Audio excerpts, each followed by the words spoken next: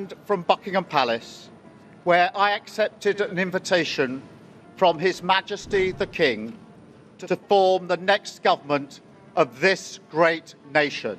You know, I mean, all human life this morning, we're talking about two-tiered rats in Birmingham, you know, the Ukraine situation with John Healey over in America trying to make sure that Britain gets a piece of the cake. Did you see Starmer's announcement? The man who promised change just dropped a political bombshell that's left even his own party speechless. While he stands there talking about border security, his deputy is facing a police investigation and senior MPs are abandoning ship. The Labour Party is imploding behind closed doors with reports of secret Tory talks, while Starmer puts on a brave face for the cameras. In our country. And you know, one of the primary reasons I think he's doing this is because it doesn't fit with his pro-Muslim agenda. It doesn't fit with the multiculturalism that he... and it's completely unacceptable. I feel very strongly about it, actually. This is an attack on hard-working people. That's the reality of it. Pubs are at the centre of the British communities, and Starmer is on the verge of finishing pubs off. What's really happening behind this surprise election call? The contradictions are staggering, and I'm about to break down what the mainstream media won't tell you. Before we move on, I'd like to ask you a small favour. If you appreciate this content, please take a second to like this video and subscribe to the channel. Over 98% of you watch the videos without subscribing. It costs you nothing, but it makes a huge difference to us. So, did you click the subscribe button? Great! Thank you so much. Now, back to the video. The timing of Starmer's snap election announcement couldn't be more suspicious. While he stands before cameras projecting confidence, and his colleagues celebrate, and they don't think it's acceptable that we have so many pubs. I think they're quite happy to see these pubs close. I think that's the reality of it. There can't be any other reason for having this type of agenda. And we're talking about outside, after all. I mean, if you're going to saddle up to somebody who's, you know, having their dinner and suddenly start lighting a Marlboro Red, that's disrespectful. Nobody is suggesting that, but smoking outside doesn't harm anybody. And it's not for the Prime Minister to determine who can and who can't smoke. That's the reality of it. Yeah. Behind the scenes, his deputy is facing a police investigation. One has to wonder, is this sudden rush to the polls a strategic masterstroke or an attempt to create a distraction from the brewing storm within Labour's ranks? For months now, Starmer has carefully cultivated an image as the steady hand in British politics, the sensible alternative to the revolving door of Conservative leadership. But this carefully constructed facade is cracking under pressure, revealing something far less stable than what he's been selling to voters. The internal situation within the Labour Party paints a troubling picture that contradicts Starmer's public persona. Very seriously and very early, it's been extremely early onset foreign mania, constantly travelling abroad and posturing on world stages. Yeah. And it's a sign, I think, of his understanding very quickly. He gets an outcome, hundreds of Union Jacks every appears at a press conference. And it's all, he's got this disease that the British leaders get, standing very quickly, that the problems which he faces are beyond him and the policies of his party to do anything about.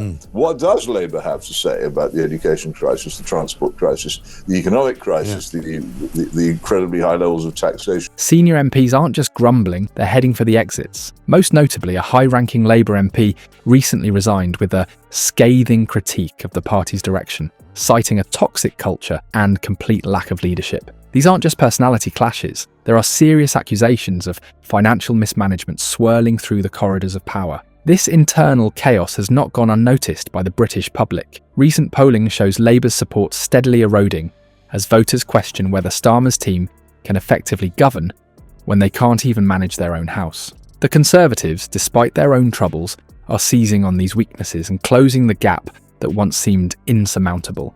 With each resignation and each leaked conflict, public confidence in Starmer's leadership abilities diminishes further. Perhaps nowhere is the contradiction between Starmer's words and actions more evident than in his approach to border security. On camera, he projects toughness. him and his lot just don't like that culture, that British culture of going for a pint and, if it takes your fancy, a swift cigarette in the garden.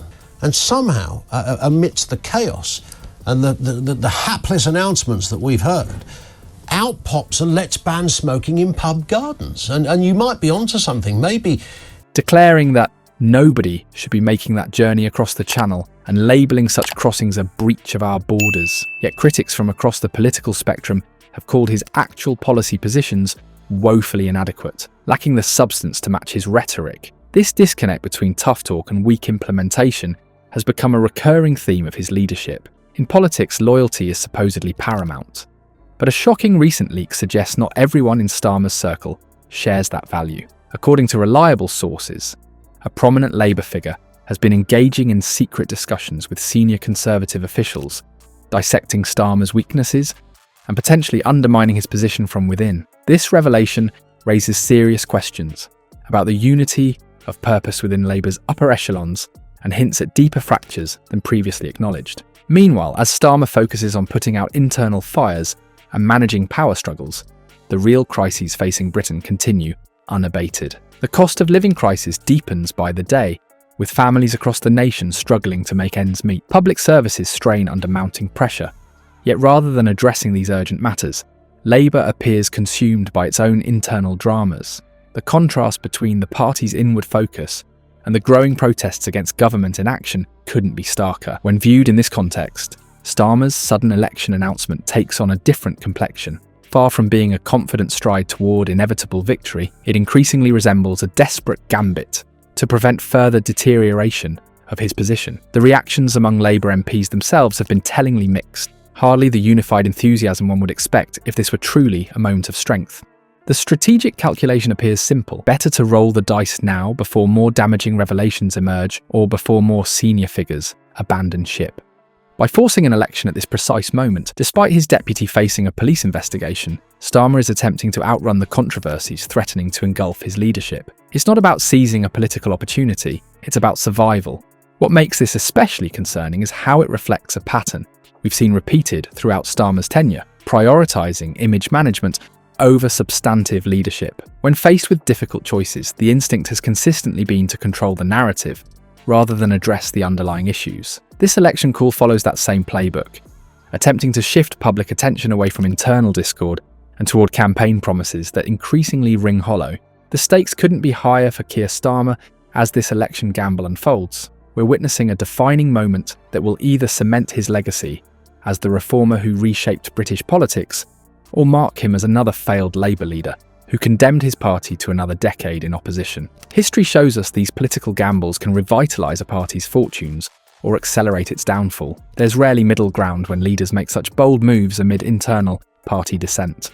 Trust in politics has reached an all-time low, as political analysts have noted, and Starmer's announcement does little to rebuild that faith. The British public deserves authentic leadership addressing the genuine crises facing everyday citizens, not carefully constructed political personas that disintegrate when pressure mounts. The coming weeks will reveal whether Starmer possesses the political acumen to weather this storm, or if his hasty election call will be remembered as the final miscalculation of a floundering leadership.